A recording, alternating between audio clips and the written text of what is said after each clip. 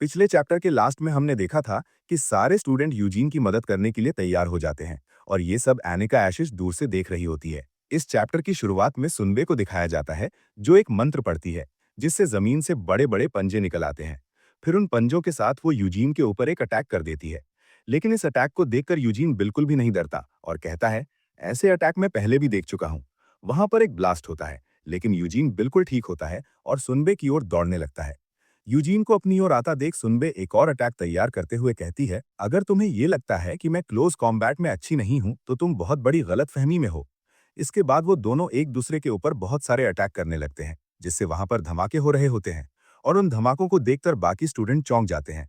तभी उनमें से एक स्टूडेंट कहता है कि सुनबे जरूर ए क्लास बैटल मेज है, लेकिन फिर भी वो उस मॉन्स्टर के सामने नहीं टिक पाई। इसके बाद यूजीन अपना पसीना पोंछते हुए कहता है, तुम सच में बहुत ताकतवर हो, मैं तुमसे बस इसलिए जीत पाया क्योंकि मेरे पास एट्रीब्यूट्स का एडवांटेज है। यूजीन को इतने अच्छे हालात में देखकर स्टूडेंट्स आपस में फुसफुसाने लगते हैं। उनमें से कोई कहता है, जैसा कि हमें फेलिविया से उम्मीद थी, वहां के लोग सच में मॉन्स्टर होते हैं। इसके बाद दूसरा कहता है, जैसा कि मैंने सुना था कि फेलिविया में बचपन से ही बच्चों को ऊंचे ऊंचे पहाड़ों से नीचे फेंक दिया जाता है ताकि वो ताकतवर हो सके, और मैंने ये भी सुना है कि फेलिविया के छोटे बच्चे भी मॉन्स्टर हंटिंग पर जाते हैं। ये सारी बातें यूजीन भी सुन रहा होता है। इसके बाद वो रोते हुए कहता है, ये तो मेरे लिए भी एक शॉकिंग बात है, क्योंकि मुझे भी इसके बारे में अब तक नहीं पता था। इसके बाद सुनबे खुद को स्ट्रांग दिखाते हुए कहती है, जैसा कि मुझे तुमसे उम्मीद थी, अगर मैं तुम्हें सपोर्ट करूं तो तुम बहुत ताकतवर बन जाओगे। ये बात सुनकर बाकी स्टूडेंट्स उसका मजाक उड़ाने लगते हैं और उनमें से एक चीख कर बोलता है, तुम सिर्फ ताकतवर बनने की एक्टिंग कर रही हो। तब सुनबे एम्बैरेस्ड होकर चिल्लाते हुए कहती है, ये मेरी पूरी पावर नहीं है, क्योंकि एक शामन को फाइट से पहले रिचुअल्स की प्रिपरेशन करनी पड़ती है। लेकिन सारे स्टूडेंट समझ जाते हैं कि वो झूठ बोल रही है और उसे चिढ़ाने लगते हैं। इसके बाद सीन शिफ्ट होता है और हमें जोरवाना को दिखाया जाता है, जो एक डायग्राम दिखाते हुए कहता है, ये कैसा है? और उसके साथ वाला लड़का भी कहता है, ये बहुत बढ़िया है ना? उस डायग्राम को देखकर यूजीन के अलावा लॉरेसी और लेवांट शॉक्ड होकर कहते हैं, तुम चाहते हो कि हम इसे बनाएं? तब जोरवाना के साथ वाला लड़का चमकती हुई आंखों के साथ कहता है, हाँ बिल्कुल। इसके बाद वो एक्साइटेड होकर अपने डायग्राम के बारे में उन दोनों को बताने लगता है कि इसे ध्यान से देखो, इसके हाथ में एल्केमी अपने आप ही कंबाइन हो जाएगी और इसमें मैजिक रिफ्लेक्शन भी है। इस पूरे समय लेवांट और लॉरेसी चुपचाप ये सब सुन रहे होते हैं, लेकिन वो लड़का अभी भी नहीं रुकता और कहता है कि इसकी सबसे बड़ी खासियत यह है कि इसमें एक ऐसा एन्चांटमेंट है जिसकी वजह से मैजिक इस पर काम नहीं करेगा। लेकिन लेवांट अब और ये सब बर्दाश्त नहीं कर पाता और उस डायग्राम को बोर्ड से हटा देता है। ये देखकर वो लड़का कहता है, आखिर तुम कर क्या रहे हो? तभी लेवांट डरावनी आवाज में कहता है, ऐसी बकवास ड्राइंग देखने से बचने के लिए मुझे लगता है कि तुम्हें इंजीनियरिंग और एन्चांटमेंट का बेसिक सिखाना ही पड़ेगा। इसके आगे लॉरेसी भी डरावनी आवाज में कहता है, और तुम्हें एल्केमी के बेसिक को सीखना चाहिए। लेवांट और लॉरेसी को इतना गुस्सा देखकर जोरवाना और उसका फ्रेंड दोनों ही बहुत डर जाते हैं। ये सब देखकर यूजीन एक्साइटेड होकर कहता है, कितनी अच्छी बात है, जो स्टूडेंट पहले आपस में लड़ाई करते थे वो सब आज एक साथ मिलकर काम कर रहे हैं। इसके बाद अपनी टीचर की ओर देखकर कहता है, टीचर ये सब तो बिल्कुल वैसा ही हो रहा है जैसा आप चाहती थी। तब टीचर रोते हुए कहती हैं, हाँ बिल्कुल। टीचर को रोता देख यूजीन अपने मन में कहता है, मुझे नहीं लगा था कि टीचर इतनी ज्यादा खुश हो जाएंगी कि उनके खुशी के आंसू निकलने लगेंगे। लेकिन असलियत में टीचर इस बात के लिए रो रही होती हैं कि उन्होंने नेक्स्ट ईयर का रिसर्च बजट बेड पर लगा दिया है। इसके बाद सीन शिफ्ट होता है और हमें दिखाया जाता है कि डी क्लास के सारे स्टूडेंट ग्राउंड में बैठकर एक्सपेरिमेंट कर रहे होते हैं। उन्हें देखकर दूसरे क्लास के बच्चे कहते हैं, क्या वो 12th क्लास है? आखिर वो लोग वहां क्या कर रहे हैं? तब हमें बताया जाता है कि क्योंकि डी क्लास के स्टूडेंट एल्केमी वर्कशॉप को यूज नहीं कर सकते, इसलिए वो लोग बाहर एक्सपेरिमेंट कर रहे हैं। इसके बाद सुनबे को दिखाया जाता है, जो कहती है, चलो अब आ जाओ। तब यूजीन भी खुश होकर अटैक कर देता है, जिससे वहां पर एक बहुत बड़ा ब्लास्ट होता है। इसे देखकर दूसरे क्लास के स्टूडेंट शॉक्ड होकर कहते हैं, आखिर वो लोग करना क्या चाहते हैं? इसके बाद हमें दिखाया जाता है कि कुछ स्टूडेंट उन्हें ऊपर से देख रहे होते हैं।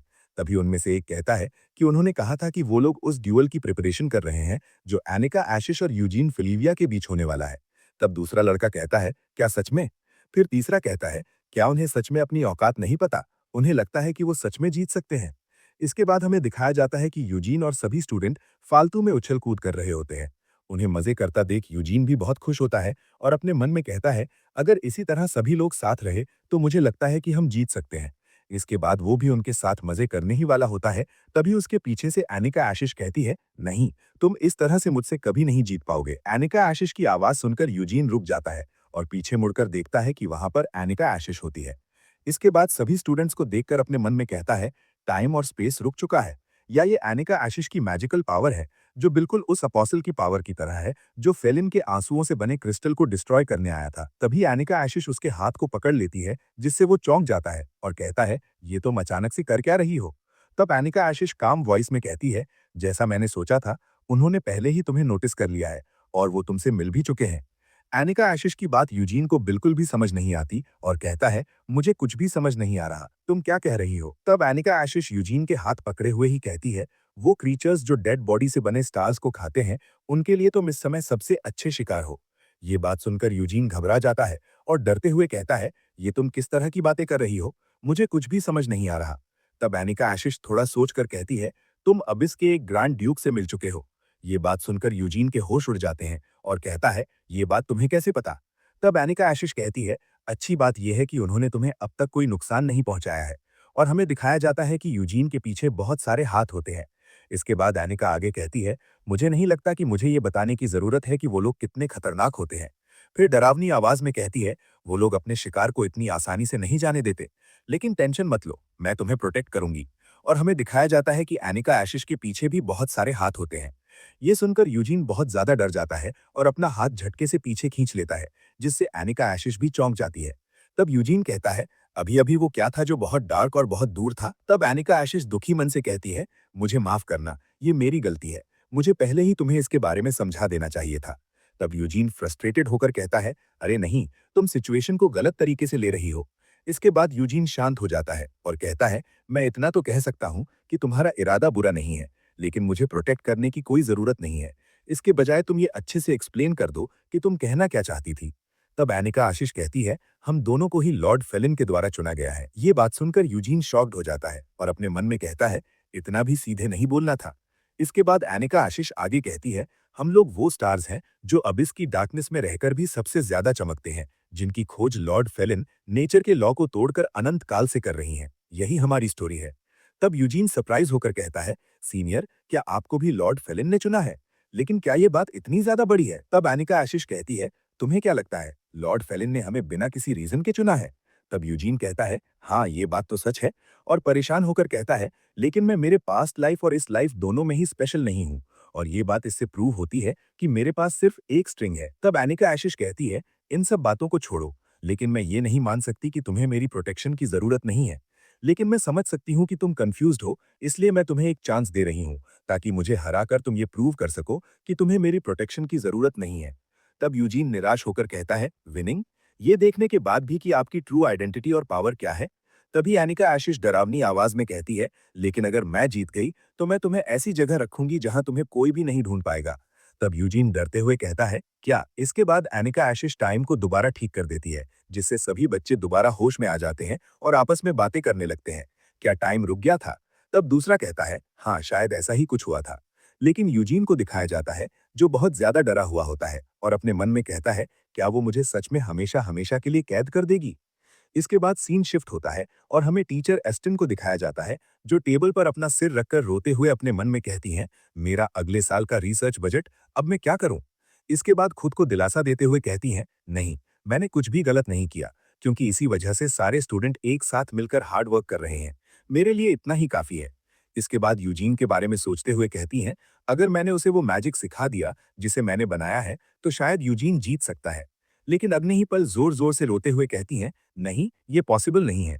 उस मैजिक को एक हफ्ते में सिखाना नामुमकिन है, क्योंकि इसे सिखाने में कम से कम 4-5 साल लगेंगे। तभी उसकी साइड से कोई ऊंची आवाज में कहता है, टीचर एस्टिन, जिससे एस्टिन सरप्राइज हो जाती हैं, और वो कोई और नहीं बल्कि यूजीन ही होता है। फिर अपने टीचर से पूछता है, क्या कोई ऐसा अल्टीमेट मैजिक नहीं है जिसे कम टाइम में सीख पाऊं, क्योंकि अब मेरे पास जीतने के लिए एक और रीजन है। यूजीन को वहां देखकर टीचर पूछती हैं, यूजीन, तुम यहाँ क्या कर रहे हो? तब यूजीन अपना मुंह लटकाकर कहता है, आह, क्या आपके पास कोई ऐसा अल्टीमेट मैजिक है जिसे एक स्ट्रिंग वाले भी यूज कर सकें?